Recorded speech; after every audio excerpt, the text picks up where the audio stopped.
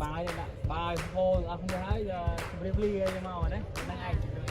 I'm gonna take my road, make my road. I'm gonna walk on by all night long. ខ្ញុំបាទឈ្មោះឧណាជានាយកវិទ្យាល័យរូបព្រៃហើយខ្ញុំដូចជានាយកសាលានេះមានសិស្សរបស់បានទទួលសិស្សបាន402ភាគច្រើនសិស្សដែលគាត់មកពេលនេះគាត់មកពីភូមិឆ្ងាយប្រហែលភូមិបើមកពីឆ្ងាយយើងមាន6សាលាមួយស្រួលឆ្ងាយពី20គីឡូឡើងលោកដឹករួមនឹងខ្ញុំឈ្មោះខាងសុនីរៀនថ្នាក់ទី12នៅឆ្លានមេព្រៃបាទខ្ញុំឈ្មោះខិនថនមកពីភូមិព្រឹកអករៀននៅសាលាមលូព្រៃឆ្ងាយបាទគាត់នេះជីមតូនជីកន្លះម៉ោងគ្រប់កន្លះម៉ោងបាទសារទៅខលទៅបានអញ្ចឹងជាបើជាកិច្ចនាទីហើយជា20នាទីជាថ្ងៃ4ជើងទៅឲ្យមកឲ្យល្ងាចទៀតទៅខេបសាមទៀតចិត្តខ្ទង់ចំណេះតាមដួលពី3ដងទៅអានចឹងបើសម្រាប់អូនសម្រាប់ធ្វើដំណើរទៅមកថ្ងៃនេះមានផលបាក់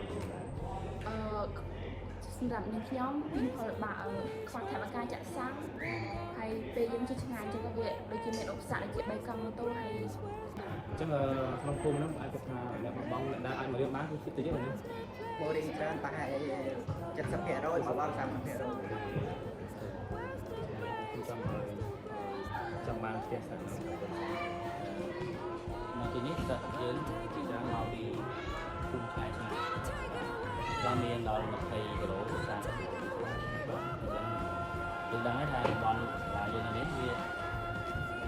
ព្រៃច្រើនស្រុកយើងទៅបើចឹងគាត់សុវត្ថិភាពទៅក៏ស្គាល់ទៅបាន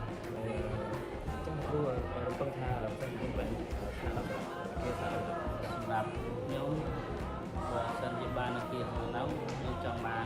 ទុកហើយក៏សម្រាប់ខាងចៃយើងមានស្រីប្រុសហើយយើងមានគ្រូទៀតគ្រូយើងមកពីឆ្ងាយដែរដោយសារ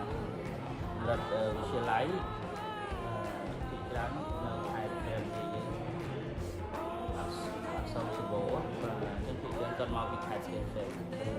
ដល់អូនអនាគតចង់ធ្វើអីចង់ធ្វើគ្រូរៀនសម្រាប់នាងខ្ញុំគ្រាន់តែសម័យលោកគ្រូចង់ខ្លាចជាប៉ូលីសចាអូខេអរគុណច្រើនអូនបាទលោកគ្រូអរគុណច្រើនអូនអរគុណច្រើនលោកគ្រូ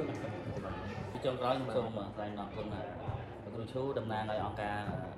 កុមារមេគង្គកម្ពុជាដល់អាហារូបករណ៍ផ្លែសាំងបាទក៏ដូចជា